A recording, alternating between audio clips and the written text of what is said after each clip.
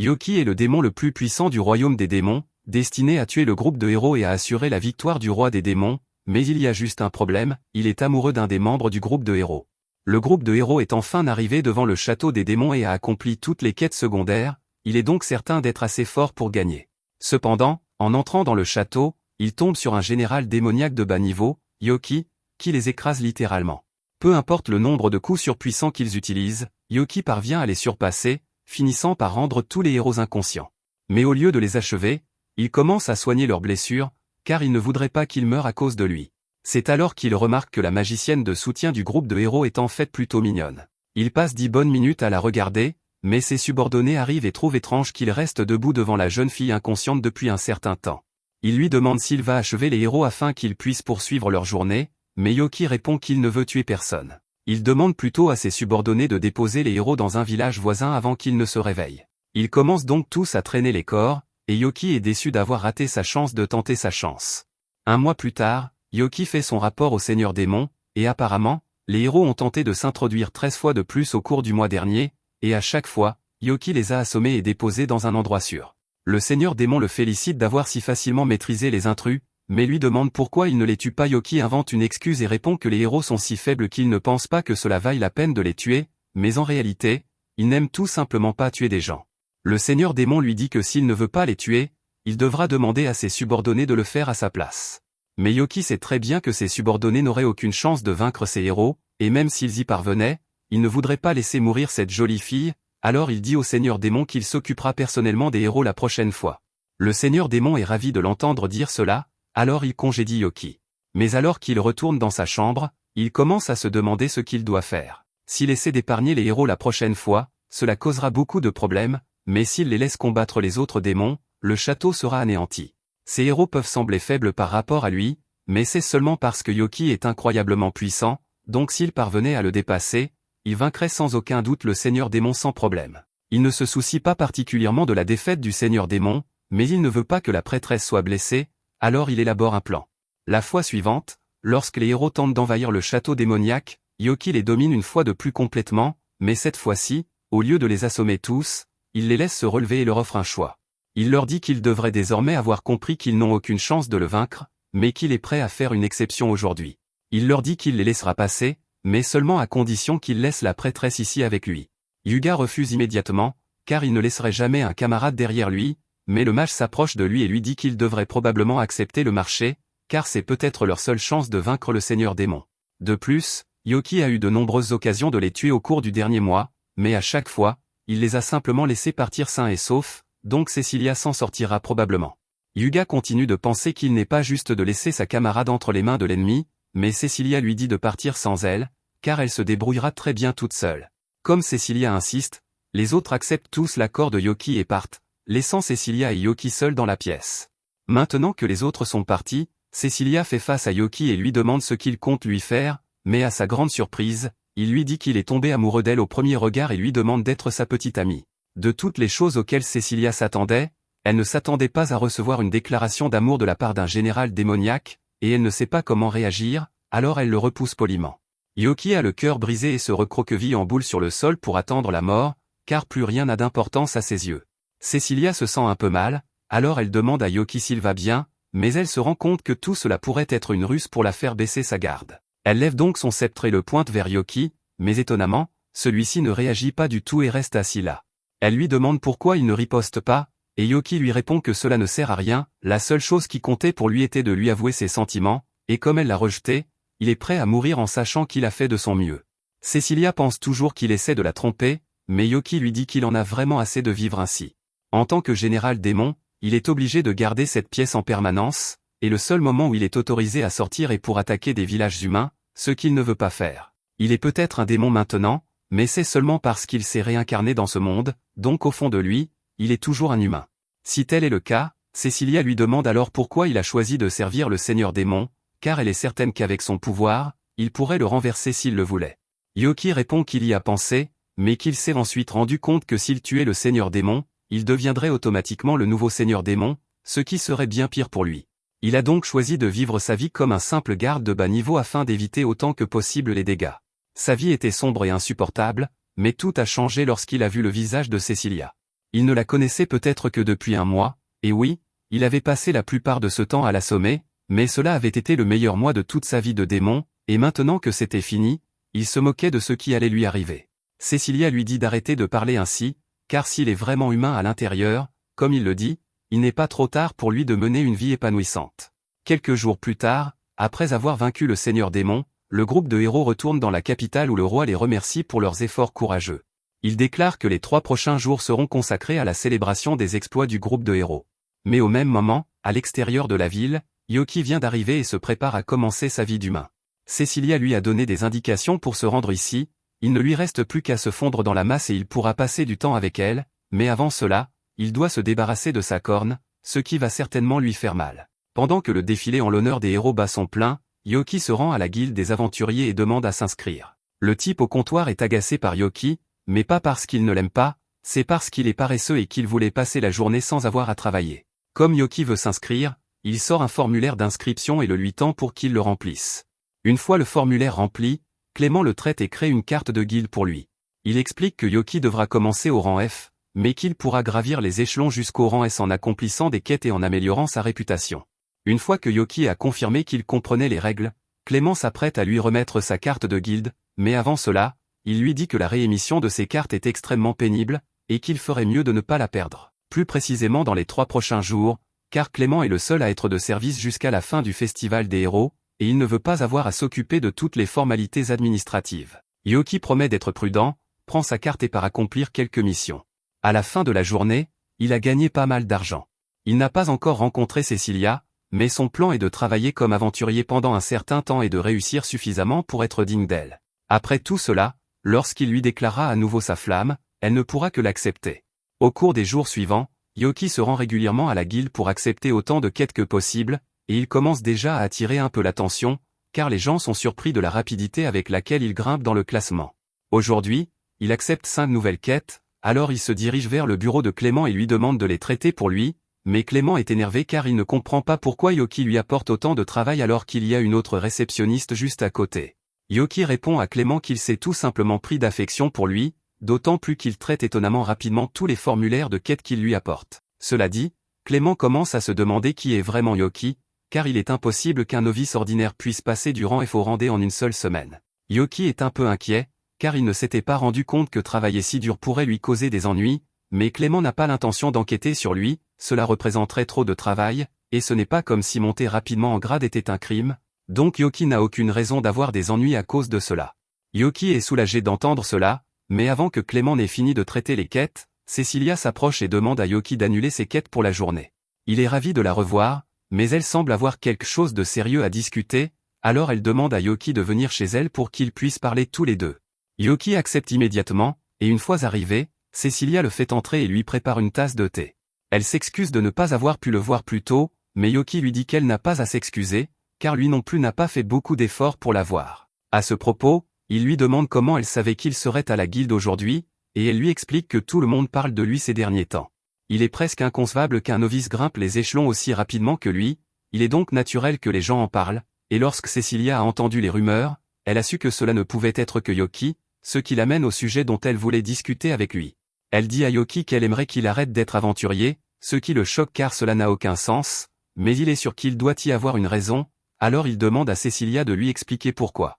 Cecilia lui dit que le Seigneur Démon a peut-être été vaincu, mais que cela ne signifie pas pour autant que toutes les menaces ont disparu, et elle craint que les différentes nations qui ont travaillé ensemble ne commencent à se battre pour affirmer leur supériorité les unes sur les autres. Il y a déjà des signes de cela, car d'innombrables nations ont essayé d'envoyer leur princesse au héros afin d'établir un mariage politique et pouvoir l'utiliser comme un pion lorsque la guerre éclatera. Toutes les nations sont occupées à rechercher des alliés puissants à utiliser, et compte tenu des bons résultats obtenus par Yoki à la guilde, ce n'est qu'une question de temps avant que les nations ne le remarquent et n'essaient de le recruter pour la guerre. Soit cela, soit elles le considéreront comme un ennemi et sa nouvelle vie en tant qu'humain sera ruinée.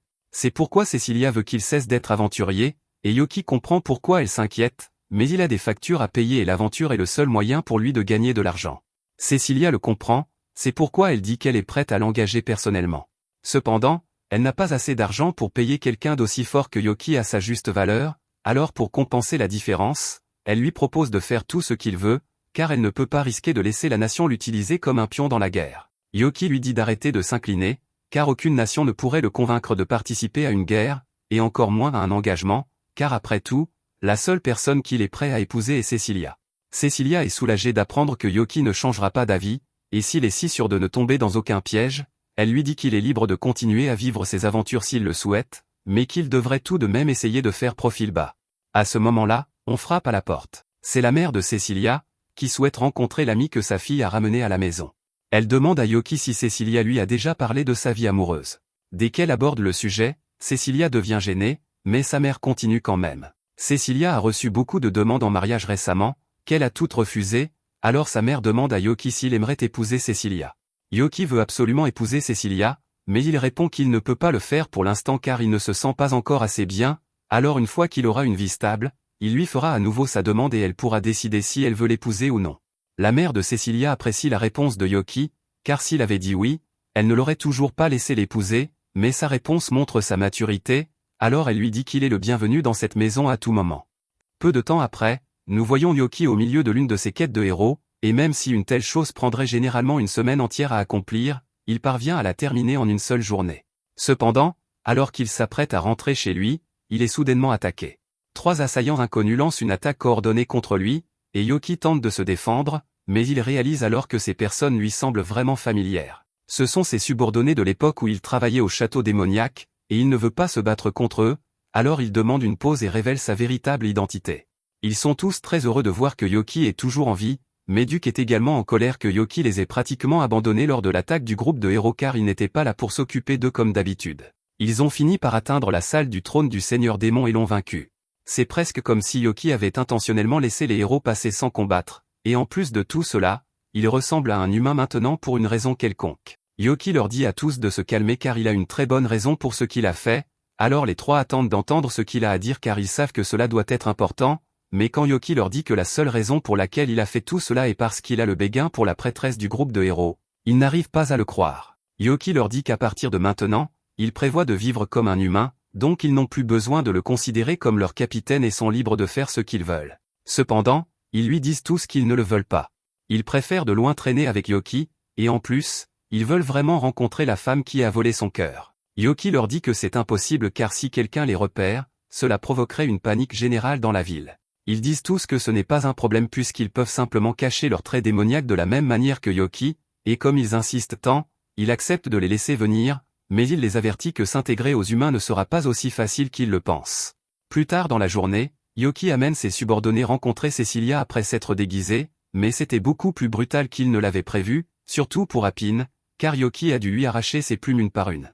Ils s'assoient tous pour prendre le thé ensemble, et Cecilia dit qu'elle est ravie de les rencontrer, mais même si elle sait que ce sont des démons, ils n'en ont pas du tout l'air. Duke explique qu'ils ont tous fait de leur mieux pour ressembler le plus possible à des humains, et dans son cas, puisqu'il est indulent, Yoki a fusionné sa tête avec son armure pour qu'elle ne roule pas.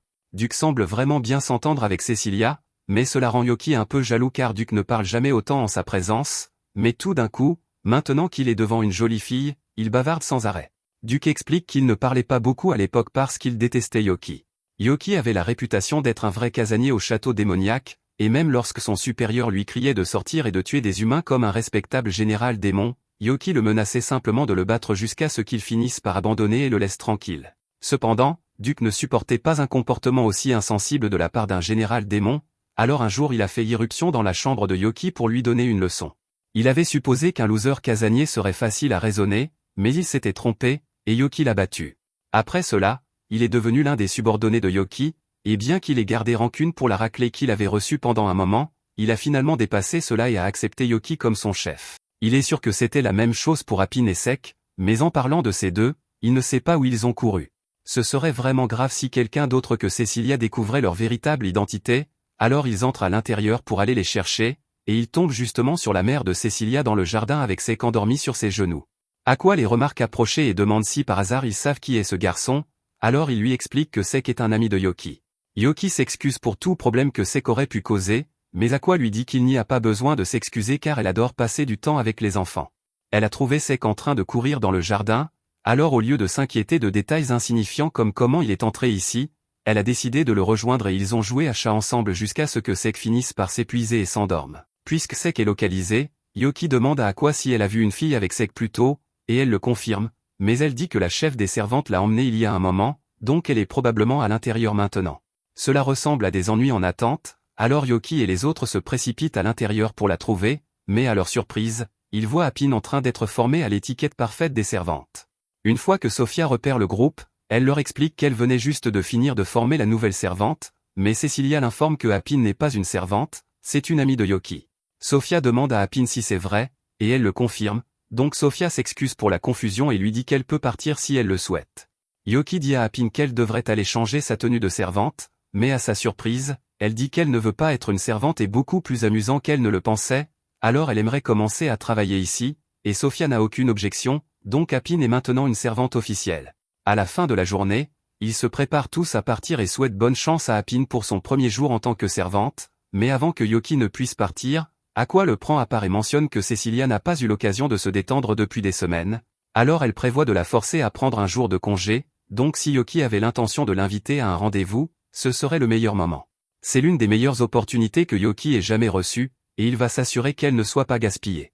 Quand vient l'heure du rendez-vous, Cecilia arrive dans sa calèche, et Yoki est époustouflé par sa belle apparence dans sa tenue. Il dit qu'il va faire tout ce qui est en son pouvoir pour s'assurer qu'elle profite au maximum de son jour de congé, et elle trouve ça amusant qu'il prenne cela si au sérieux, mais elle a hâte de découvrir ce qu'il a prévu. Alors qu'il se promène en ville, Cecilia remarque que la boulangerie locale a un nouveau type de gâteau en stock, alors elle suggère qu'ils s'y arrêtent une fois leur rendez-vous terminé. En attendant, les deux continuent leur promenade dans la ville, et Yoki a du mal à détacher ses yeux de Cecilia car elle est bien trop mignonne, mais jusqu'à présent, les choses se sont très bien passées, et Cecilia semble vraiment s'amuser. Ils passent bientôt devant une boutique d'accessoires et ils s'apprêtent à y entrer ensemble, mais il se trouve que Yuga et Mikana du groupe de héros passaient par là en même temps. Dès que Yuga la reconnaît, il interpelle Cecilia, ignorant complètement Yoki. Il dit que c'est une folle coïncidence qu'ils aient tous pris des jours de congé le même jour, et puisqu'ils sont tous là, il suggère qu'ils passent le reste de la journée ensemble. Cecilia essaie de le refuser poliment en expliquant qu'elle passait déjà du temps avec Yoki, et maintenant que Yoki a été mentionné, Yuga a l'impression qu'ils se sont déjà rencontrés quelque part. Yoki lui dit que c'est probablement juste son imagination, et Yuga décide de laisser tomber pour l'instant. Il suggère ensuite qu'ils entrent tous ensemble pour que personne ne soit exclu, et il laisse à peine à Cecilia le temps de s'opposer avant de la mener à l'intérieur. Mikana est contrariée par toute cette histoire car le seul jour où elle a réussi à convaincre Yuga de sortir avec elle, cela arrive. Elle devine que Yoki était aussi en rendez-vous avec Cecilia, alors elle lui souhaite bonne chance car s'il parvient à faire tomber Cecilia amoureuse de lui, alors Yuga n'aurait d'autre choix que de se concentrer sur elle à la place. Alors que Yoki entre à l'intérieur, il retrouve Cecilia, et puisqu'ils sont là, il propose de lui acheter un cadeau. Cecilia lui dit qu'il n'a pas besoin de faire cela, mais Yoki dit que c'est sa façon de la remercier pour toute l'aide qu'elle lui a apportée, alors elle finit par accepter. Yuga voit cela et cela le rend immédiatement jaloux, alors il s'interpose entre eux et dit qu'il veut choisir des cadeaux pour tout le monde, essayant clairement de surpasser Yoki. Yoki choisit un collier qu'il pense ira très bien à Cecilia, tandis que Yuga choisit simplement le pendentif le plus cher de la boutique parce qu'il ne savait pas quoi d'autre acheter. Il essaie de faire mettre le pendentif à Cecilia, mais dans le processus, il fait accidentellement tomber son déguisement, et maintenant qu'elle ne porte plus son chapeau et ses lunettes, tout le monde dans le magasin la reconnaît instantanément, ainsi que les autres membres du groupe de héros. Ils sont instantanément assaillis par des fans et poursuivis dans la rue, ce qui fait que Yoki est séparé de Cecilia, et en essayant de la retrouver, Yoki finit par tomber sur le dernier membre du groupe de héros, Sœur Rêvant, alors qu'il est assailli par un groupe de filles, et il a l'air assez mal à l'aise. Yoki décide de l'aider, alors il distrait la foule en la dirigeant vers Yuga avant de saisir Rêvant et de courir dans une ruelle. Une fois qu'ils ont perdu la foule, Yoki s'attendait à ce que Rêvant le remercie au moins, mais il reste complètement silencieux, alors il suppose que Rêvant n'est tout simplement pas du genre à parler beaucoup. Cependant, alors qu'il part, il entend Rêvant lui demander d'attendre, et il comprend immédiatement pourquoi Rêvant ne parle pas beaucoup, c'est parce que sa voix ressemble à celle d'une adolescente. Il évite généralement de parler devant une foule parce qu'il craint que les gens ne rient, mais Yoki n'a pas l'intention de se moquer de lui pour cela. Après tout le monde a des choses sur lesquelles il est complexé. Rêvant est soulagé d'avoir rencontré quelqu'un d'aussi compréhensif que Yoki, mais juste à ce moment-là, Yoki se souvient qu'il est supposé chercher Cecilia, alors il part en courant pour la retrouver. Le reste de la journée se passe sans autre problème, mais le lendemain matin, Yoki découvre que Cecilia a attrapé une fièvre à cause de tout le stress de la veille. Elle était déjà proche de son point de rupture, mais devoir gérer tous ses fans d'un coup l'a fait craquer, et Yoki a l'impression que c'était de sa faute. Aqua dit à Yoki qu'il n'a pas besoin de se sentir coupable puisque Cecilia n'a qu'un léger rhume, et elle n'est pas en colère contre lui à cause du déroulement des événements, mais elle est en colère contre Yuga, En revanche, donc ils vont avoir une longue discussion sur les limites la prochaine fois qu'elle le verra. Même s'il est celui qui a causé l'état de Cecilia, au moment où il en a entendu parler, il a essayé de venir pour s'occuper d'elle, mais les servantes l'ont renvoyé à la porte avant qu'il ne puisse causer plus de dégâts. Cela dit, Aqua pense que ce serait bien pour Cecilia de voir un ami pendant sa convalescence, alors elle demande à Yoki de lui rendre visite. Sofia conduit Yoki à la chambre de Cecilia et frappe à la porte pour lui faire savoir qu'il est là. Cecilia panique et demande à Yoki d'attendre dehors pendant qu'elle nettoie, mais Sofia l'assure qu'il n'y a pas besoin de s'inquiéter car elle a déjà rangé tous les jouets de Cecilia avant l'arrivée de Yoki, mais l'entendre le dire à haute voix est tout aussi embarrassant. Quoi qu'il en soit, Yoki peut entrer maintenant, alors il entre et s'assoit à côté de son lit. Il s'excuse pour la tournure des événements et lui dit qu'il se rattrapera d'une manière ou d'une autre, mais Cecilia dit qu'elle ne lui reproche pas ce qui s'est passé. Cependant, s'il se sent vraiment coupable, alors elle lui dit qu'il peut se rattraper en sortant à nouveau avec elle une fois qu'elle sera rétablie. Yoki est stupéfait un instant car Cecilia vient essentiellement de l'inviter à sortir et c'est la meilleure chose qui lui soit arrivée de la journée, alors il lui dit qu'il s'assurera que leur prochain rendez-vous sera mieux qu'elle ne pourrait l'imaginer. Malheureusement, il était un peu trop enthousiaste dans sa déclaration et crier autour de Cecilia pourrait aggraver son état, donc Sofia entre et le met poliment à la porte. Il est sur le point de rentrer chez lui, mais tout d'un coup il remarque Rêvant marchant nerveusement vers la maison de Cecilia et il est curieux de savoir ce qu'il fait ici, alors il va le saluer. Rêvant semble avoir beaucoup de choses en tête, alors Yoki demande s'il y a quelque chose qui le tracasse, et Rêvant admet qu'il essaie de rassembler le courage d'avouer ses sentiments à la fille qu'il aime. Tout comme Yoki, elle n'a pas ri de sa voix quand elle l'a entendu, et depuis lors, Rêvant a un béguin pour elle, mais il n'est pas sûr qu'elle l'aime en retour. Yoki ne comprend pas vraiment ce qui inquiète tant Rêvant car il est grand, beau et célèbre. Le seul problème qu'il a est sa voix, et la fille qu'il aime a déjà dit que cela ne la dérangeait pas, donc il a de bonnes chances qu'elle accepte ses sentiments. Rêvant réalise que Yoki a raison, alors il décide de passer à l'aveu, et Yoki est fier de lui, mais il réalise alors que Rêvant se dirige droit vers la maison de Cecilia, donc il a peut-être créé plus de concurrence pour lui-même.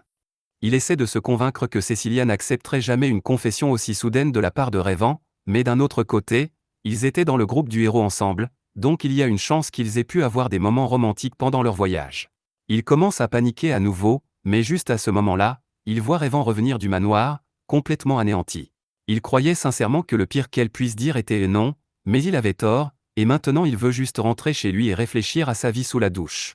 Voir Rêvant si abattu rend Yoki curieux, alors il retourne à la maison et demande à Sofia si elle sait ce qui est arrivé à Rêvant quand il est venu avouer ses sentiments à Cecilia.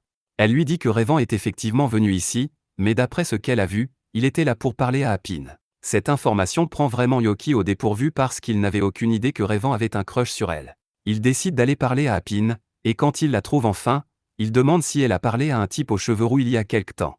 Apine confirme cela, alors Yoki lui dit que Rêvant est en fait un de ses amis, et elle semble surprise de l'entendre. Yoki demande ensuite si c'est vrai que Rêvant lui a avoué ses sentiments, et si c'est le cas, il aimerait savoir ce qu'elle a dit qui l'a rendu si contrarié. Apine marque une pause, mais elle finit par révéler que lorsque Rêvant lui a demandé de sortir avec lui, elle lui a immédiatement dit que c'était absolument impossible. Se faire rejeter comme cela blesserait les sentiments de n'importe qui, alors Yoki comprend pourquoi Rêvant était si déprimé ensuite, mais si Apine ne l'aime pas, alors il n'y a rien à faire. Cependant, elle dit qu'en fait elle aime bien Rêvant, mais avant que Yoki puisse lui demander ce qu'elle veut dire par là, elle s'enfuit. Plus tard dans la soirée, Yoki convoque une réunion avec le reste de ses subordonnés pour discuter de ce qui se passe dans la relation entre Apine et Rêvant. Les deux autres n'ont aucune idée de qui est censé être Rêvant, alors Yoki précise que Rêvant est l'épéiste du groupe du héros. Mais dès qu'il dit cela, Duke s'enflamme et exige de savoir pourquoi Yoki mettrait Apine en couple avec un humain. Yoki explique que ce n'est pas lui qui les a présentés, et, en fait, il n'a aucune idée de comment ils se sont rencontrés au départ, mais ce n'est pas le problème ici. Il dit à tout le monde que Rêvant a récemment avoué ses sentiments à Apine, et Duke suppose qu'elle n'a pas dû bien le prendre, puisque la plupart des humains avec lesquels elle a traité essayaient soit de la capturer pour ses plumes, soit étaient des amoureux des animaux. De toute façon, c'était assez mauvais. Cela dit, elle ne pense pas que Apine déteste tous les humains, après tout, elle a volontairement choisi de travailler comme femme de chambre parce qu'elle aimait les gens du manoir, donc elle a dû être capable de dire que Rêvant est un bon gars. Le lendemain, Yoki se rend à la guilde comme d'habitude, mais à sa surprise, Clément n'est pas là aujourd'hui. Une des autres réceptionnistes appelle Yoki, puisqu'elle le reconnaît comme le gars qui parle toujours avec le vice-maître de guilde. Yoki ne comprend pas de quoi elle parle au début, mais elle explique que, malgré son apparence paresseuse, Clément est vraiment le vice-maître de guilde ici. C'est une révélation choquante, mais pour l'instant Yoki est plus intéressé de savoir où est allé Clément. C'est censé être un secret, mais puisque Yoki est ami avec Clément, La réceptionniste l'informe qu'il a été hospitalisé après une dispute avec sa femme. Plus tard dans la journée, Yoki va à l'hôpital rendre visite à Clément, et il est surpris de voir à quel point il a été blessé. Il demande ce qui s'est passé, alors Clément explique qu'hier c'était son anniversaire de mariage, alors il voulait choisir un bon cadeau pour sa femme, mais il s'est tellement concentré que la journée entière est passée avec lui à regarder des bijoux. Quand il est finalement rentré chez lui, il avait déjà manqué le dîner, alors sa femme a pensé qu'il avait oublié l'anniversaire, et ils ont eu une énorme dispute ensuite. Yoki pense que la femme de Clément doit être assez forte, puisqu'elle a pu le blesser comme ça, et il dit, c'est normal, étant donné qu'elle est une ancienne aventurière de rang A. Yoki ne peut pas croire que Clément est marié à quelqu'un de rang A, mais, pour info, Clément est aussi un ancien de rang A. Il va falloir un certain temps pour que Clément guérisse naturellement de toutes ses blessures, alors Yoki propose d'utiliser la magie de guérison pour l'aider, mais Clément rejette immédiatement l'idée. Être blessé comme cela est l'excuse parfaite pour que sa femme le soigne jusqu'à sa guérison. Juste à ce moment, la femme de Clément entre, et il s'avère que c'est Sophia, ce qui est un énorme choc pour Yoki. Il n'aurait jamais pu imaginer qu'elle se marierait avec quelqu'un comme Clément, mais ils semblent heureux ensemble, à part le malentendu violent occasionnel. Un peu plus tard, Yoki s'apprête à partir, alors Sophia le remercie d'avoir tenu compagnie à son mari avant son arrivée. Il dit qu'il n'y a pas besoin de le remercier parce qu'il est normal de rendre visite à un ami blessé, mais, en parlant d'amis, il demande à Sophia si Cecilia va un peu mieux aujourd'hui. Elle lui dit que la fièvre de Cecilia est partie, donc elle se sent beaucoup mieux maintenant, mais elle est actuellement dehors pour faire des courses, donc il ne pourra pas la voir pendant un moment. Yoki demande à Sophia si elle a des idées pour un bon cadeau qu'il pourrait lui offrir, puisqu'il veut faire quelque chose de bien pour elle, mais elle lui dit que tant que cela vient du cœur, Cecilia sera contente de tout ce qu'il lui offrira. Yoki la remercie pour le conseil et quitte l'hôpital, mais alors qu'il marche dans la rue, il commence à fantasmer sur ce que ce serait s'il se mariait avec Cecilia. Quand il revient à la réalité, il réalise qu'il est près du dortoir des chevaliers, alors il décide de prendre des nouvelles de Rayvan puisqu'il est ici. Il ouvre la porte et trouve Rayvan allongé sur son lit, aussi déprimé que le jour où Apine l'a rejeté, et il a de la peine pour lui, alors il veut aider. Il demande à Rayvan s'il peut expliquer comment lui et Apine se sont rencontrés pour la première fois, alors Rayvan lui dit que tout a commencé un après-midi ordinaire. Rayvan était occupé avec sa patrouille quotidienne quand il a soudainement remarqué une fille harcelée par quelques gars ivres. Il a rapidement réglé le premier gars, et après que les autres aient réalisé qui il était, ils se sont tous enfuis, donc son travail ici était terminé. Puisqu'Apine était en sécurité maintenant, il s'est tourné pour partir, mais elle a soudainement attrapé sa cape pour le remercier. Rayvan lui a dit qu'il n'y avait pas besoin de le remercier puisqu'il faisait juste son travail, mais ensuite il a réalisé qu'il venait de révéler sa voix à une étrangère, et il a commencé à craindre qu'elle se moque de lui pour cela. Cependant, au contraire, Apine lui a dit qu'il avait une belle voix. Au début, il a pensé qu'elle plaisantait, mais Apine était aussi sérieuse que possible parce qu'elle aimait vraiment le son de la voix de Rayvan. Elle l'a encore remercié de l'avoir sauvé et est partie en courant pour finir ses courses de la journée, mais elle a laissé une impression durable sur lui. C'est pourquoi il a finalement trouvé le courage de lui avouer ses sentiments, mais cela ne s'est pas passé aussi bien qu'il le pensait. Il pense que c'était une erreur d'avouer si vite alors qu'ils se connaissent à peine, parce que cela l'a probablement mise mal à l'aise. Cependant, Yoki lui dit qu'il ne devrait pas abandonner si vite parce qu'il a le sentiment qu'il pourrait encore avoir une chance avec Apine, mais pour l'instant, il suggère que tous les deux devraient sortir un moment pour le remonter le moral. Yoki finit par emmener Rayvan à la bijouterie où il est venu avec Cecilia la dernière fois, parce qu'il n'a jamais pu acheter ce collier pour elle, et pendant qu'ils sont là, Rayvan repère un beau pendentif qui irait très bien à Apine. Il n'est pas sûr de devoir l'acheter ou non, puisqu'Apine pourrait trouver bizarre de recevoir un cadeau de quelqu'un qu'elle connaît à peine, mais Yoki l'assure qu'elle appréciera l'intention qu'il y a mis, et sinon, elle est sûre d'aimer le design parce qu'il lui va très bien. Rayvan finit par décider d'acheter le pendentif, et puisqu'il ne veut pas que quiconque entende sa voix, il communique avec la caissière avec un stylo et du papier. Cependant, alors qu'il quitte le magasin, Yoki et Rayvan tombent sur Mikana, et elle est surprise de voir les deux dans une bijouterie ensemble. Elle demande ce qu'ils font ici, et Yoki répond immédiatement, disant qu'ils sont là pour acheter des cadeaux pour les femmes qu'ils aiment. Mikana savait déjà que Yoki a un crush sur Cecilia, donc elle n'est pas surprise par cela, mais elle n'avait aucune idée que Rayvan avait un crush aussi. Elle lui demande de tout révéler, mais Rayvan refuse de dire un mot en sa présence, et c'est entièrement de sa faute parce qu'elle s'est moquée de sa voix une fois, et depuis lors, il est trop complexé pour parler en sa présence. Mikana se sent mal à ce sujet et elle s'est déjà excusée, mais elle sait que s'excuser ne change pas ce qu'elle a fait, donc elle ne veut pas le forcer. Cependant, même si Rayvan ne veut pas lui parler, elle veut quand même entendre tous les détails sur son crush, alors elle l'invite, lui et Yoki, à déjeuner avec elle. Cependant, juste quand elle pense qu'ils seront enfin prêts à parler, Yoki et Rayvan commencent à se remplir la bouche de nourriture pour ne pas avoir à dire quoi que ce soit. C'était un plan parfait, mais dès que Mikana mentionne qu'elle pourrait raconter à Yoki des histoires sur Cecilia s'il lui parle, il abandonne immédiatement le plan. Mikana lui demande jusqu'où il est allé avec Cecilia, et il lui dit que ce n'est rien de spécial parce qu'ils ne sortent pas encore ensemble, et elle a apparemment reçu des tonnes de demandes en mariage, y compris une de Yuga. Entendre cela rend Mikana un peu excitée, parce qu'elle ne comprend pas pourquoi il ne comprend pas déjà ses indices. Il a toujours été un peu étourdi, donc il lui arrivait parfois de tomber accidentellement sur elle et Cecilia en train de se changer ou de prendre un bain, et il est si populaire auprès des femmes qu'une foule énorme se formait toujours, peu importe où ils allaient. Ce n'était jamais vraiment intentionnel de sa part, mais son comportement insouciant a vraiment agacé Cecilia, et elle peut être terrifiante quand elle est en colère. Mikana demande ensuite à Revan à propos de son crush, mais Yoki la coupe parce qu'il ne veut pas qu'elle l'embête. Mikana promet qu'elle n'essaie pas de se moquer de lui pour son crush ou quoi que ce soit, elle a juste quelques problèmes relationnels à elle dont elle voulait parler. La vérité est qu'elle a le sentiment que Yuga la déteste à cause de quelque chose qu'elle a fait. Elle dit à Yoki que, bien que le rapport du royaume dise qu'ils ont revendiqué une victoire absolue sur le seigneur démon, ils ont en fait été vaincus plusieurs fois, et c'était par un général démon au hasard, rien de moins. Chaque fois qu'ils perdaient, ils se retrouvaient dans un village voisin avec toutes leurs blessures guéries pour une raison quelconque, mais peu importe combien de fois ils retournaient, ce démon continuait de les vaincre de la manière la plus humiliante. Yoki commence à se sentir un peu coupable puisqu'il a fait traîner leur défaite quelques fois pour pouvoir passer plus de temps à regarder Cecilia, mais pour sa défense, il n'essayait pas de les humilier. De toute façon, après chaque défaite, le groupe était forcé de mentir aux gens et de cacher le fait qu'ils avaient été vaincus, afin de préserver leur foi dans le groupe du héros, mais les provisions s'épuisaient, et s'ils ne vainquaient pas ce démon bientôt, les gens perdraient toute confiance en eux. C'est alors que, lors d'une tentative, le démon en question leur a fait une offre. Il a dit qu'il les laisserait aller directement dans la salle du trône du Seigneur démon sans être contestés, mais seulement s'ils étaient prêts à laisser Cecilia derrière, et Mikana était celle qui a convaincu tout le monde de l'abandonner pour que Yuga ne soit pas considéré comme un échec. Cecilia a fini par survivre, mais Mikana ne pense pas que Yuga lui ait pardonné d'avoir fait un choix aussi cruel. Il agit toujours de manière amicale et joyeuse avec elle, mais elle peut dire que son opinion sur elle a changé. Cecilia doit aussi penser différemment d'elle après ce qui s'est passé, donc les choses ont été un peu gênantes entre eux.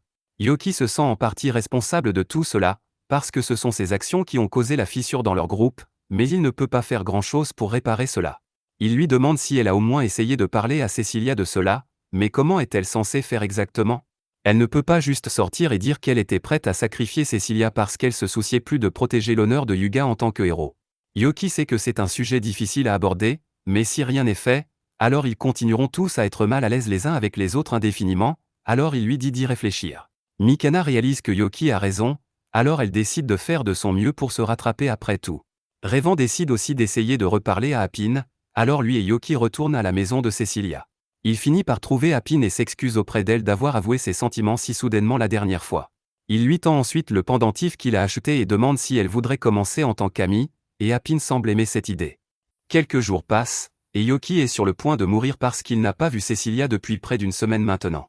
Après s'être rétablie, elle a été occupée à visiter divers villageois et à soigner les blessés et les malades là-bas. Le reste du groupe de héros a également été assez occupé puisque Revan est le capitaine des chevaliers, Mikana est une magicienne royale, et Yuga a entrepris beaucoup de missions d'extermination et diplomatiques, mais lui, en revanche, n'a absolument rien fait. C'est à ce moment que Appin frappe à la porte de Yoki et dit qu'elle est là pour délivrer un message. Apparemment, Cecilia l'a envoyé informer Yoki qu'elle allait rentrer à la maison cet après-midi, et cela signifie qu'il va enfin pouvoir la revoir. Il est extrêmement heureux puisque c'est l'occasion parfaite pour lui de lui offrir ce collier qu'il a acheté, ayant raté sa chance la dernière fois.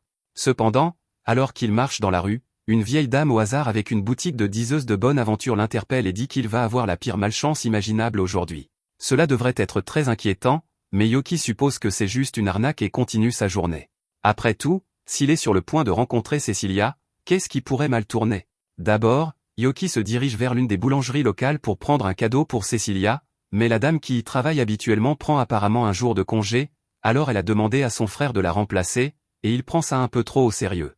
La situation est assez gênante pour Yoki, alors il commande juste quelques cupcakes et part, mais en continuant à marcher, il se rend compte que tous les cupcakes ont été écrasés par les muscles saillants de ce type. Je veux dire, les gâteaux sont toujours bons malgré tout, mais c'est quand même vraiment malchanceux que ça soit arrivé à son lot.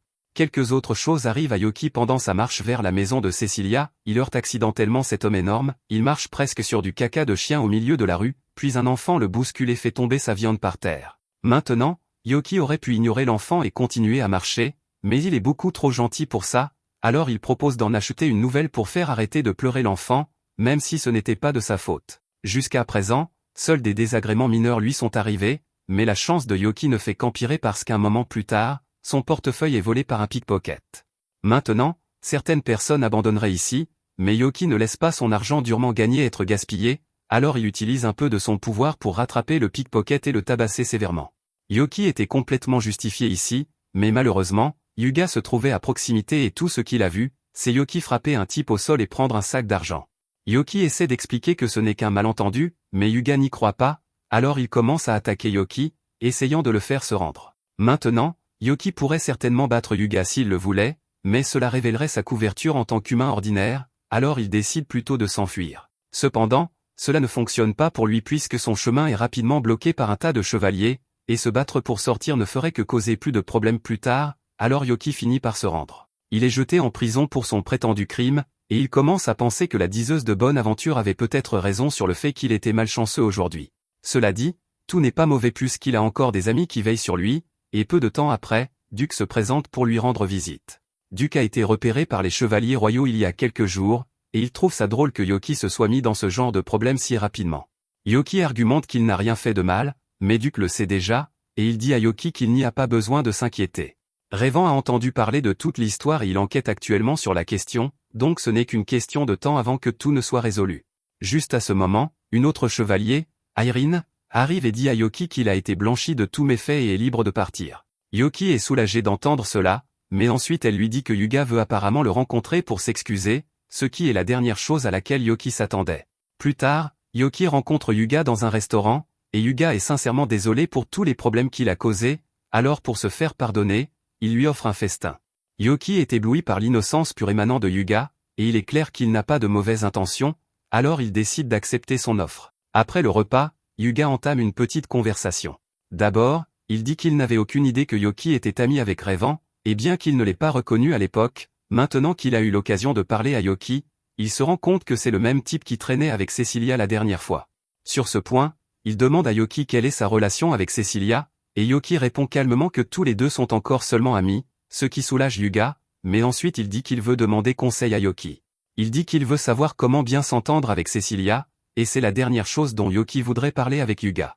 Il dit à Yuga que lui et Cecilia sont seulement devenus amis récemment, donc s'il veut des conseils sur comment s'entendre avec elle, il devrait essayer de demander à quelqu'un qui la connaît depuis beaucoup plus longtemps, comme Mikana, par exemple. Cependant, Yuga dit qu'il ne peut pas demander conseil à Mikana puisqu'elle déteste probablement Cecilia.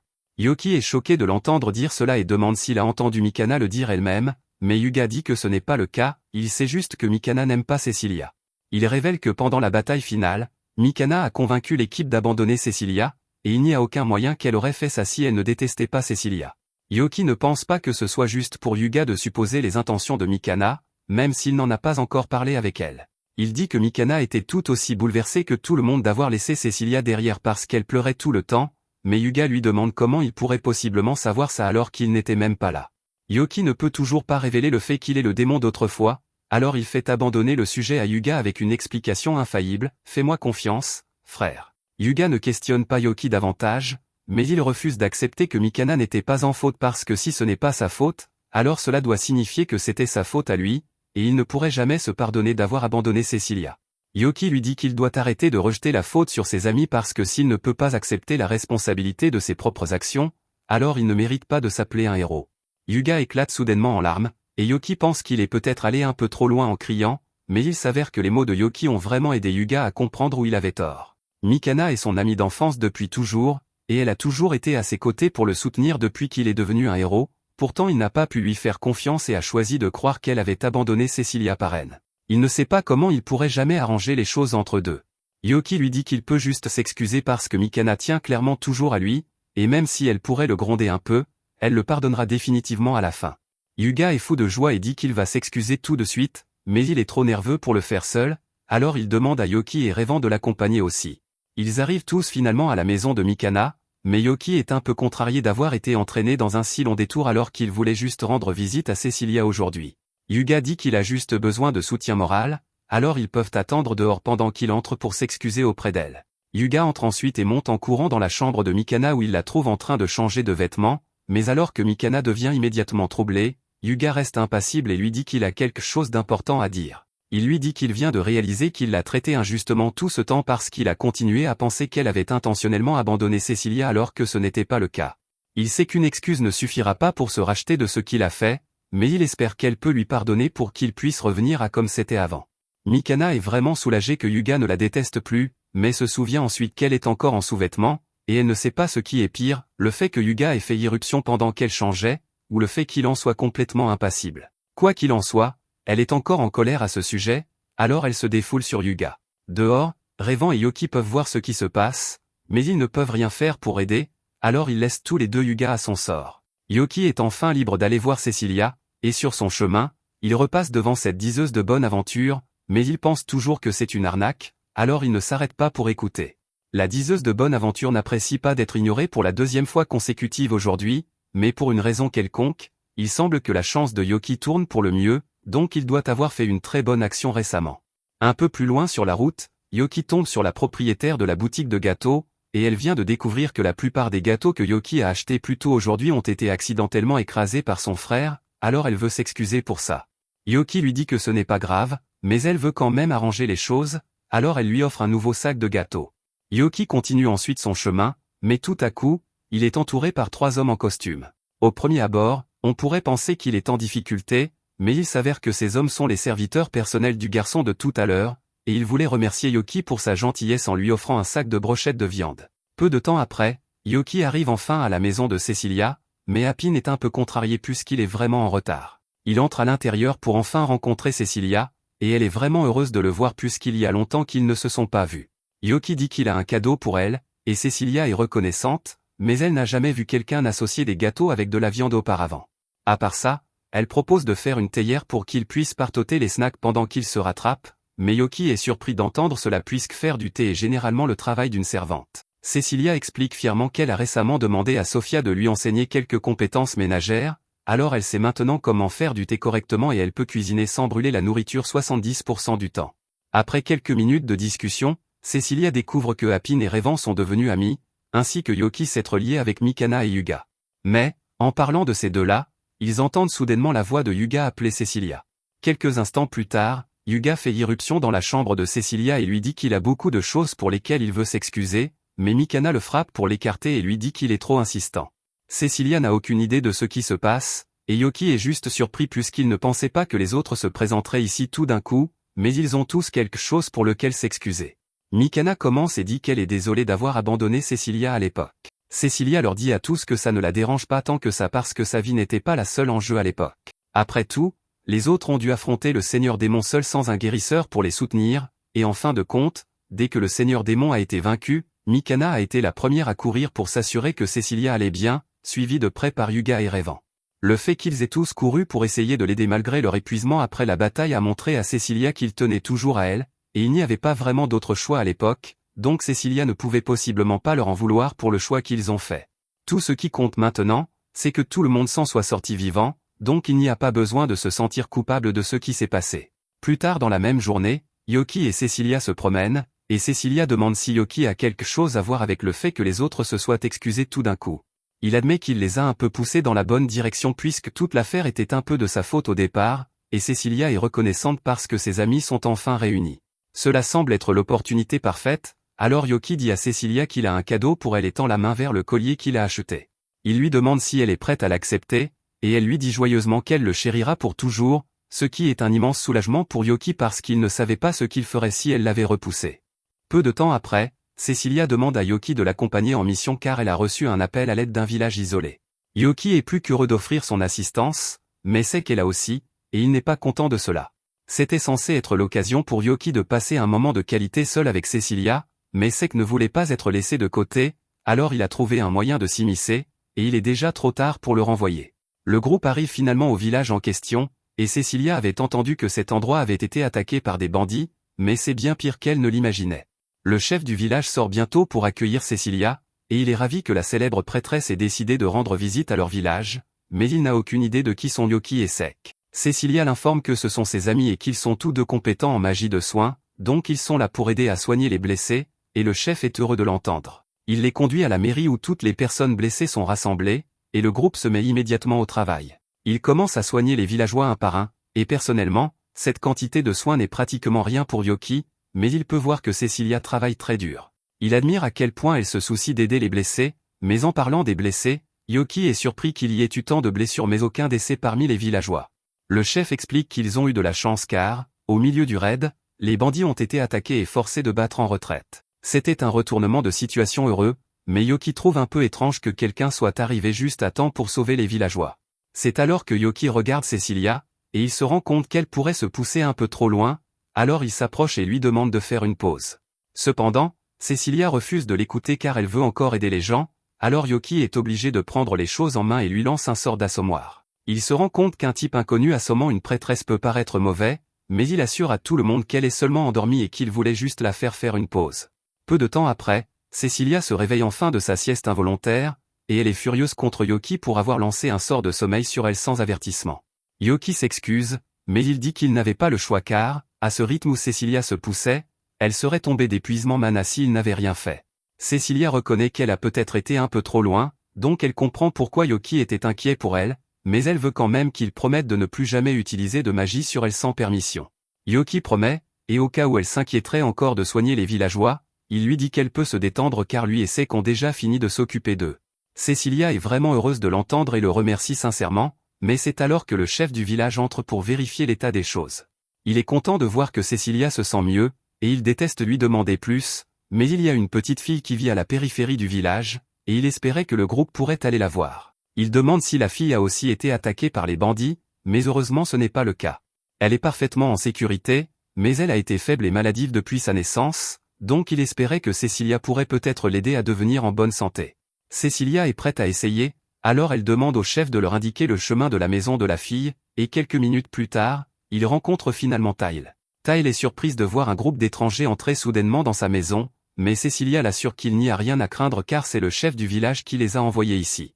On dirait que Tyle est sur le point de poser une question, mais tout à coup, elle est prise d'une quinte de toux énorme, et tout le monde peut voir que le chef n'exagérait pas quand il disait que Tyle était vraiment malade. Sek s'approche d'elle pour offrir un médicament spécial qu'il a préparé pour aider, et au début, Tyle est un peu sceptique à l'idée d'accepter un jus mystère d'un étranger inconnu, mais Yoki l'assure que Sek sait ce qu'il fait, donc ce médicament est parfaitement sûr. Tyle le croit sur parole et boit toute la bouteille, et à sa surprise, sa gorge se sent en fait un peu mieux maintenant.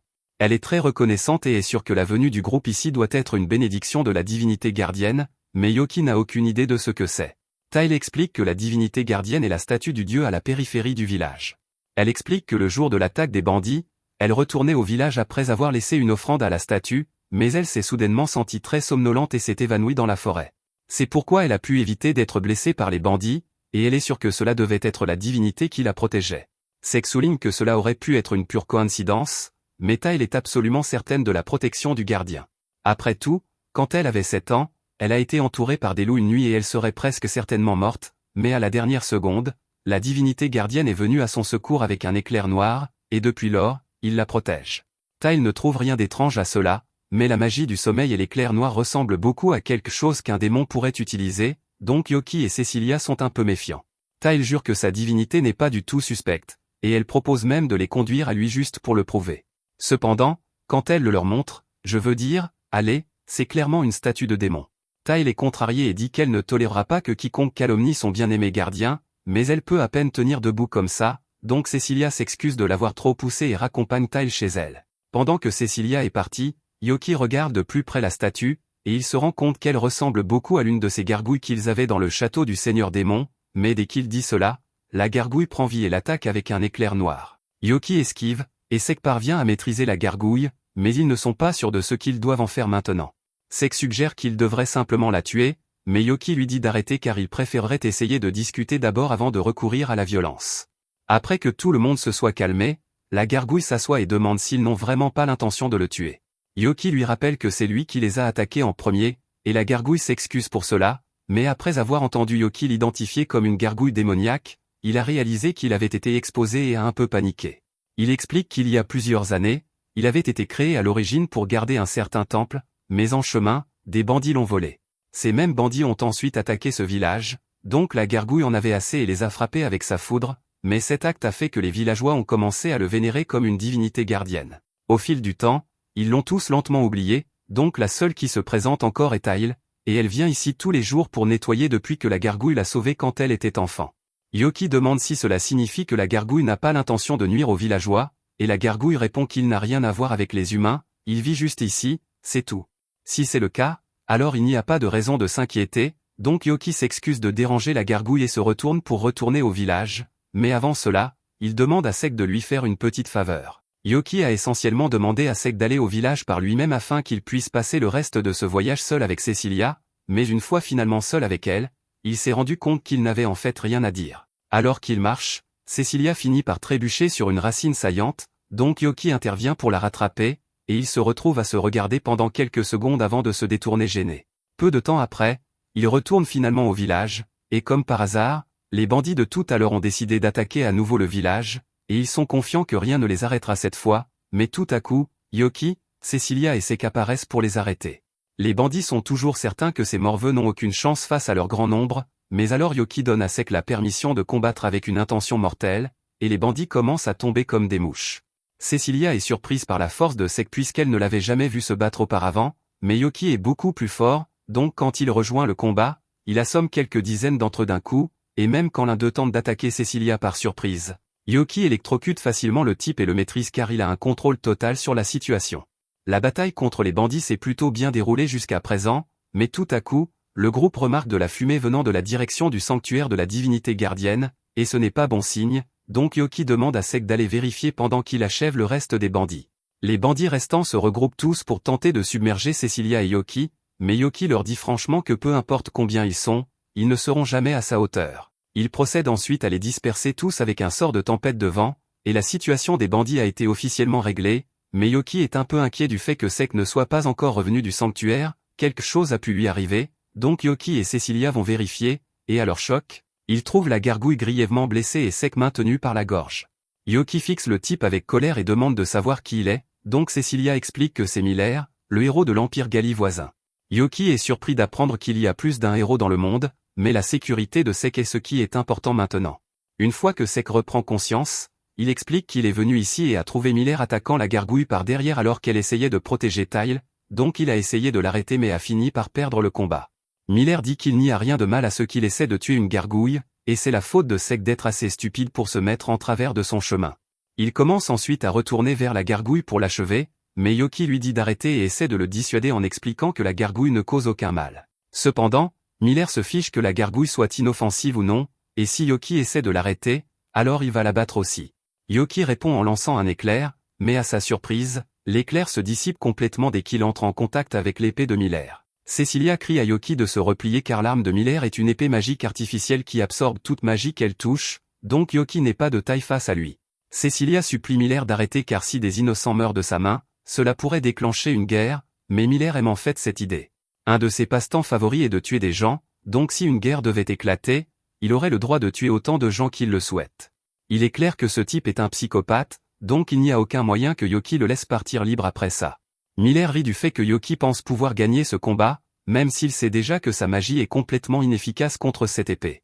Cependant, Yoki n'est pas déstabilisé et commence à lancer plusieurs rafales de magie les unes après les autres. L'épée de Miller peut absorber la magie, mais puisqu'elle est artificielle, il doit y avoir une limite à ce qu'elle peut absorber, et après avoir déchaîné une série de ses sorts les plus puissants, Yoki finit par atteindre cette limite, brisant complètement l'épée de Miller. Yoki utilise ensuite un sort de vent pour propulser Miller contre un arbre, et on dirait qu'il a été vaincu, mais Miller avait encore une dernière carte dans sa manche et a lancé une lance magique sur Yoki.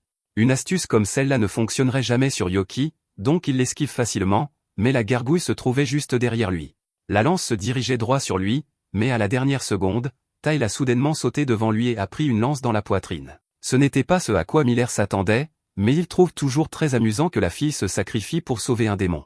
Yoki se retourne vers Miller et lui dit qu'il ne s'en tirera pas comme ça, mais Miller a déjà un plan de fuite prêt et tire un tas de flèches sur les amis de Yoki, le forçant à créer un bouclier pour les protéger, et pendant ce temps, Miller parvient à se faufiler dans la forêt. Yoki se reproche d'avoir laissé Miller s'échapper parce qu'il avait trop compté sur sa magie, et toute cette colère qui monte en lui provoque l'apparition de sa véritable forme démoniaque. C'est une forme que Cecilia n'a jamais vue auparavant, donc elle craint que Yoki ait perdu le contrôle, mais pour l'instant, Une seule chose occupe l'esprit de Yoki, et c'est de battre Miller à plate couture. Il s'envole dans les airs pour commencer à traquer Miller, et dès qu'il le localise, il plaque sa tête au sol et le fait ensuite voler à travers quelques centaines d'arbres. Miller ne peut pas croire qu'un démon aussi fort existe encore, même si le seigneur démon a déjà été vaincu, mais une seconde plus tard, Yoki apparaît derrière lui pour continuer la raclée. Miller essaie de riposter, mais Yoki le désarme facilement et le met à genoux avant de le traîner dans les airs par le cou. Maintenant, il pourrait tuer Miller ici et maintenant, mais il sait que ce n'est pas quelque chose que Cecilia voudrait qu'il fasse, alors à la place, il laisse simplement tomber Miller et le laisse tenter sa chance avec l'eau. Yoki finit par retourner à la maison de Tyle où il trouve Cecilia qui l'attend. Il demande comment vont les autres, alors elle lui dit qu'elle a pu guérir Tyle et Sek, donc ils ont tous deux survécu, et elle est vraiment contente que Yoki soit revenu en un seul morceau. Cecilia a invité Tyle à travailler comme bonne dans sa maison afin qu'elle ait un endroit où rester, et entre-temps, Cecilia et Yoki ont été convoqués au château pour une affaire urgente. Alors que Yoki s'agenouille devant le roi, il est un peu nerveux car il craint que ce roi ne soit un imbécile insupportablement arrogant comme le roi démon, mais à sa surprise, le roi est en fait un type cool. Il n'est pas du genre à tenir aux formalités, donc il va droit au but et explique qu'il a entendu comment Cecilia et Yoki ont chassé le héros Miller et les bandits qui attaquaient le village de Dagaz, donc il veut leur donner une récompense pour leurs efforts. Cecilia dit au roi qu'elle ne veut pas de récompense, ce à quoi il s'attendait assez de la part d'une sainte, puis il se tourne vers Yoki et demande s'il y a quelque chose qu'il veut. Yoki informe le roi qu'il a en effet un grand désir, mais il dit que c'est quelque chose que même un roi comme lui ne pourrait pas accorder. Cela rend le roi curieux puisqu'il n'y a pas beaucoup de choses qu'il ne peut pas acquérir, donc il demande à Yoki quel est son désir, et Yoki lâche qu'il veut gagner l'amour de Cecilia, bien qu'il n'y ait pas vraiment réfléchi avant de le dire à voix haute car Cecilia est sérieusement embarrassée maintenant. Peu de temps après, il retourne à la maison de Cecilia, et elle crie après Yoki pour l'avoir embarrassée comme ça devant le roi.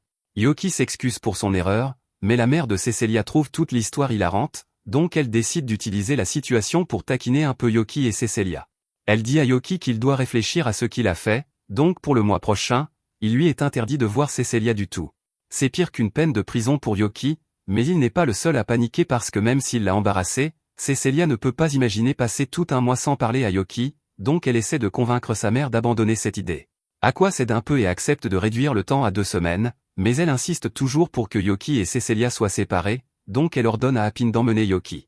Appin obéit et commence à traîner Yoki, mais alors qu'ils traversent les couloirs, ils finissent par apercevoir Sheik assis seul dans le jardin et il a l'air terriblement triste. Yoki suppose que cela doit avoir un lien avec ce qui s'est passé avec Miller et le fait que Sheik n'a pas pu protéger Tyle ou la gargouille, mais il n'a aucune idée de comment le remonter, donc il rentre chez lui pour l'instant. Là, il trouve Tyle en train de s'occuper de la gargouille, et la raison pour laquelle la gargouille est ici est parce que la mère de Cecilia n'a pas permis à Tyle de la mener dans le manoir. Appin dit à Tyle qu'elle doit retourner au manoir et reprendre le travail, donc il se prépare à partir, mais Gar est un peu inquiet qu'elle se pousse peut-être trop compte tenu de son état. Une fois les autres partis, Yoki s'allonge sur son lit et pense à ce qu'il va faire maintenant qu'il ne peut plus parler à Cecilia. Il passait généralement la plupart de ses journées chez elle, donc il va devoir trouver autre chose à faire avec tout ce temps libre, c'est pourquoi il se rend à la guilde dès le lendemain matin et demande qu'on lui donne autant de travail que possible pour ne pas s'ennuyer. Environ 15 jours plus tard, nous voyons Cecilia à la maison et le fait de ne pas parler à Yoki la frappe assez durement parce qu'elle se surprend encore à faire des tasses de thé pour lui-même s'il n'est pas là. Sa mère a apprécié chaque moment à regarder Cecilia manquer Yoki, donc elle saute sur l'occasion et commence à la taquiner, demandant pour qui est la deuxième tasse de thé. Cecilia est embarrassée et ment en disant qu'elle a fait la tasse en s'attendant à ce que sa mère apparaisse, mais ils savent tous que ce n'est pas vrai. Aqua mentionne que le délai de 2 semaines est presque écoulé, donc Yoki sera bientôt autorisé à rendre visite à nouveau, et elle est honnêtement un peu curieuse de savoir ce que Yoki a fait pour passer le temps. Pendant ce temps, Yoki vient de rentrer chez lui après avoir passé une nuit blanche à terminer toutes ses quêtes. Gar lui demande pourquoi il est de si bonne humeur, mais Yoki est simplement excité car il va bientôt revoir Cecilia. Gar est heureux pour lui, mais il dit qu'il a quelque chose de sérieux à lui dire. Gar reprend ensuite sa forme originale de gargouille, et dans cet état, Yoki peut clairement voir que le corps de Gar s'est désagrégé. Gar dit que les blessures qu'il a subies de la part de Miller se sont avérées bien plus graves qu'il ne le pensait, et il estime qu'il ne lui reste plus que quelques jours à vivre. Yoki a demandé pourquoi il n'avait rien dit plus tôt, mais Gar ne pensait pas que cela ferait une différence puisqu'il n'y a aucun moyen de réparer son corps. La seule chose qu'il veut maintenant, c'est que Yoki s'occupe de Tyle une fois qu'il sera parti. Yoki ne comprend pas de quoi parle Gar puisque Sheik a dit que l'état de Tyle s'était stabilisé, mais bien qu'il soit vrai qu'elle s'est beaucoup améliorée grâce aux médicaments de Sheik, Gar a observé Tyle depuis qu'elle était petite et il peut dire que quelque chose ne va pas chez elle. Il ne veut juste pas qu'elle soit seule après qu'il se soit désagrégé, C'est pourquoi il veut que Yoki s'occupe d'elle. Yoki comprend et promet qu'il veillera sur Tile, ce qui rend Gar très heureux, mais juste au moment où il commence à parler de mourir en paix maintenant, Yoki l'interrompt et dit qu'il a toujours l'intention de sauver la vie de Gar, quoi qu'il en coûte. Gar apprécie le sentiment, mais il dit à Yoki qu'il n'y a plus assez de temps pour le sauver à ce stade. Cependant, cela ne l'empêchera pas d'essayer, donc il part immédiatement parler à Duke pour trouver des remèdes à la situation de Gar. Duke a apparemment entendu parler de la désintégration des gargouilles, et selon lui, c'est facilement réparable tant que vous nourrissez la gargouille avec de la magésite. Yoki est choqué parce qu'il ne réalisait pas que la solution était si simple, donc il remercie Duke pour son aide et part en courant pour trouver de la magésite. Malheureusement, il était tellement pressé qu'il n'a pas entendu Duke mentionner qu'il y avait plus d'explications, mais cela ne causera certainement aucun problème plus tard. Alors que Yoki quitte la salle des chevaliers, il réalise qu'il ne sait pas vraiment où trouver de la magésite en premier lieu, mais avant qu'il puisse se renseigner, il entend soudainement Cecilia appeler son nom, et on dirait que quelque chose de terrible s'est produit. Elle court vers lui et explique que Tile est en très mauvais état en ce moment, donc ils ont besoin de son aide. Yoki se précipite vers le manoir pour voir ce qui se passe, et là il trouve Tile au lit avec une forte fièvre tandis que Shake s'empresse de faire des médicaments pour elle. Son état s'est rapidement détérioré parce qu'elle a beaucoup trop travaillé récemment, et les médicaments que Shake a sous la main en ce moment ne suffisent qu'à ralentir ses symptômes, pas à la guérir. Ils auraient besoin d'herbe du crépuscule pour la guérir, mais l'herbe ne se trouve que dans les régions riches en mana, donc elle ne pousse pas ici. Yoki propose d'aller chercher l'herbe pour la rapporter à Tile, et Cecilia propose de l'aider, ce que Yoki apprécie vraiment, d'autant plus qu'il a encore besoin de trouver de la magésite pour Gar. En entendant le nom de Gar, Tile s'inquiète et essaie de s'asseoir sur le lit parce qu'elle pense que quelque chose a pu lui arriver, mais Shake la repousse parce qu'elle a besoin de se reposer le plus possible pour empêcher sa fièvre d'empirer. L'herbe du crépuscule et la magésite peuvent être rares, mais il y a encore une chance que la guilde des marchands en ait en stock puisqu'ils transportent toujours des marchandises précieuses, mais malheureusement, lorsqu'ils arrivent à la guilde des marchands, on les informe que toute la magésite et l'herbe du crépuscule sont actuellement en rupture de stock. C'est la pire nouvelle imaginable, mais alors que Yoki et Cecilia essaient de réfléchir à ce qu'il faut faire, Crément apparaît soudainement et il est ici pour récupérer un formulaire de requête de la guilde des marchands. Il remarque ensuite Yoki debout là et essaie de lui refiler la requête, mais Yoki refuse et dit qu'il n'a pas le temps de prendre des requêtes aléatoires en ce moment. Crément a entendu que Yoki cherche de la magésite et de l'herbe du crépuscule, donc il essaie de persuader Yoki en l'informant que la quête consiste à s'occuper d'un monstre vivant dans une mine de magésite. L'énergie magique dans la mine est si dense que l'herbe du crépuscule pousse aussi dans la mine, donc il serait dans l'intérêt de Yoki d'accepter la mission. Yoki et Cecilia acceptent de rejoindre la mission aux côtés de Crément, et Sophia se joint également à eux, en partie pour soutenir son mari, mais aussi parce que c'est son devoir de chef des bonnes de s'assurer que Tile se rétablisse complètement. Il leur faut 2 jours pour arriver dans la ville avec la mine de magésite, mais une fois sur place, Sophia dit à tout le monde de se préparer à partir dès le lendemain matin. Yoki est un peu confus puisqu'il pensait qu'il se dirigerait immédiatement vers les mines, mais on lui dit qu'ils ne peuvent pas faire cela parce que les monstres sont principalement actifs la nuit et celui qu'ils recherchent est particulièrement dangereux. C'est un mangeur de roches qui a muté après avoir mangé un tas de magésite. Il est extrêmement résistant aux attaques magiques, et la requête dit qu'ils doivent rapporter sa peau en un seul morceau, donc leur meilleure option pour s'en occuper est de le maîtriser avant de l'éliminer. Le lendemain matin, tout le monde est prêt à commencer leur mission, mais Yoki et Cecilia sont surpris que Sophia ait l'intention d'aller au combat en portant son uniforme de bonne. Sophia dit qu'il n'y a pas lieu de s'inquiéter parce qu'elle se bat parfaitement bien en tenue de bonne, mais la principale raison pour laquelle elle la porte est qu'elle aime le fait que Crément pense que c'est mignon sur elle. Alors qu'ils pénètrent dans la mine, ils aperçoivent bientôt le mangeur de roches en train de mâcher un tas de magésite, et en les remarquant, il commence à leur lancer des roches. Ils esquivent tous, et juste pour essayer, Yoki lance un sort de foudre sur le monstre, mais comme Crément l'a dit, le mangeur de roches est très résistant à la magie. La seule façon pour eux de l'abattre sans détruire la peau est d'attaquer de l'intérieur, donc Crément dit qu'il utilisera ses shikigami pour protéger Sophia alors qu'elle saute dans la bouche du monstre. Cecilia pense que cela semble un peu trop dangereux, mais Crément ne s'inquiète pas parce qu'il a pleine confiance en les capacités de Sophia, et elle lui fait confiance pour la protéger. Puisqu'ils sont tous les deux d'accord, Yoki et Cecilia mettent tous leurs efforts à maîtriser le mangeur de roches avec une combinaison du sort de glace de Yoki et des chaînes de Cecilia. Avec le monstre maintenu en place, Crément entoure Sophia de tous les shikigami, et elle procède à sauter dans la bouche béante du monstre, donc maintenant ils ont juste besoin d'attendre qu'elle détruise ses entrailles. Malheureusement, le mangeur de roches avait encore un tour dans son sac, donc il a créé plusieurs petits mangeurs de roches, et ces petits sont également immunisés contre la magie, donc Yoki est obligé de mettre ses mains en avant et de boxer pour les tenir à distance, mais malheureusement, sans que Yoki maintienne son sort de glace, le mangeur de roches est bientôt capable de briser les chaînes de Cecilia et de la repousser. Yoki court à ses côtés pour la protéger, mais alors que le mangeur de roches est en plein pas, il gèle soudainement parce que Sofia a commencé à le découper de l'intérieur. Peu de temps après, le mangeur de roches s'effondre mort sur le sol, et Crément est incroyablement soulagé de voir Sofia émerger de sa bouche, parfaitement indemne.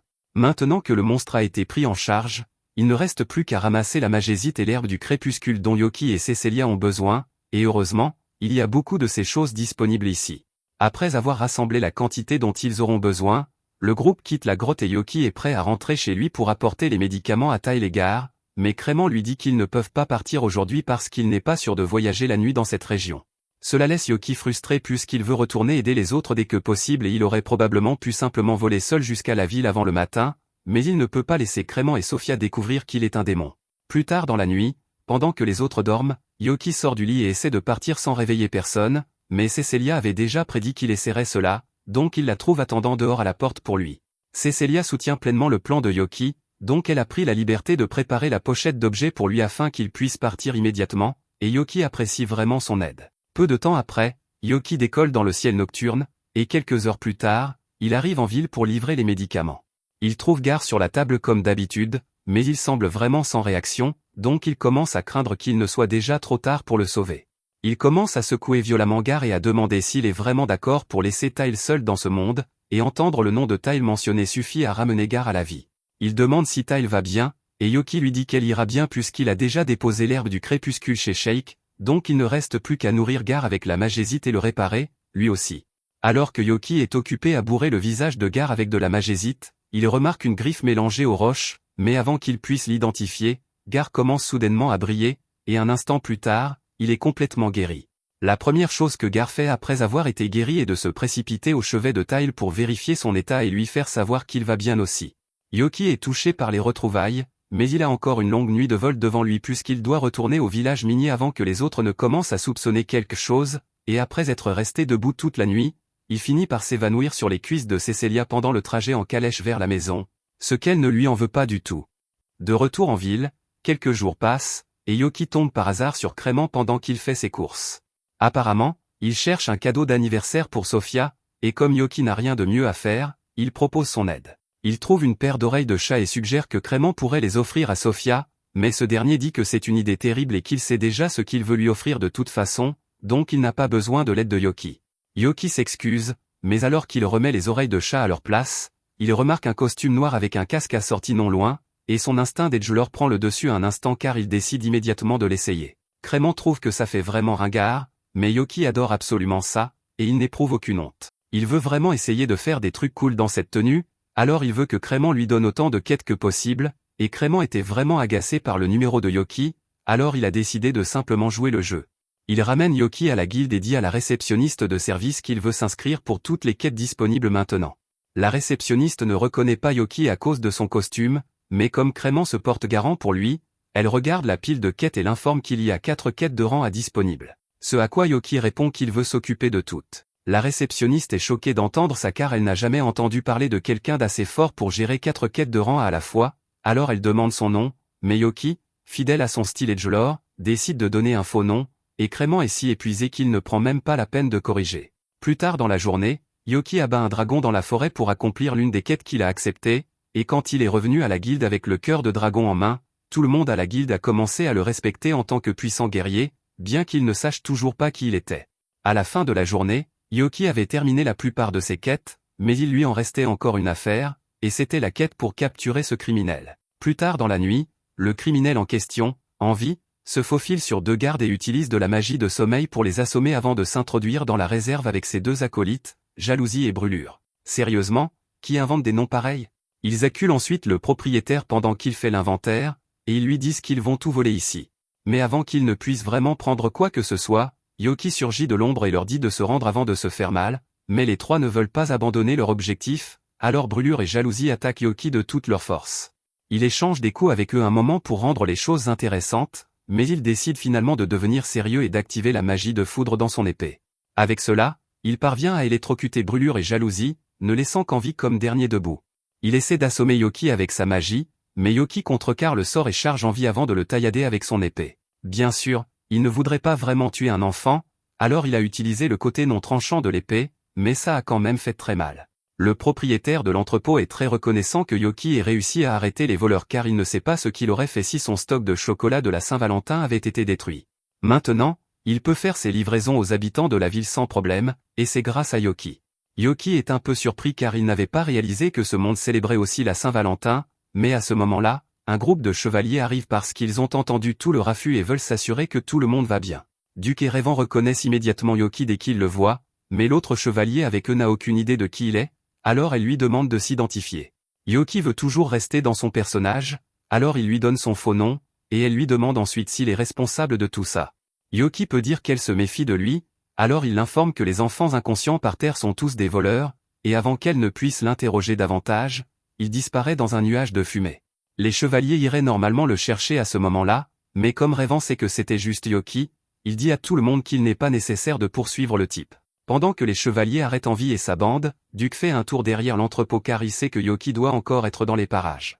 Il trouve Yoki caché derrière un tas de cartons, et il n'est pas vraiment surpris par tout ce numéro de Yoki car ce n'est pas la première fois qu'il fait quelque chose comme ça. Il finit généralement par s'enticher d'un costume qu'il trouve cool et passe beaucoup de temps à faire du roleplay, pour finalement réaliser qu'il est vraiment ringard. Cela ne dérange pas Duc outre mesure, mais il sait que la fierté de Yoki va être en miettes quand il repensera à ça, alors il lui dit de bien se regarder dans le miroir. Yoki ne comprend pas de quoi Duc parle au début, mais ensuite il se regarde dans le miroir, et il réalise qu'il a vraiment fait son edgy tout ce temps.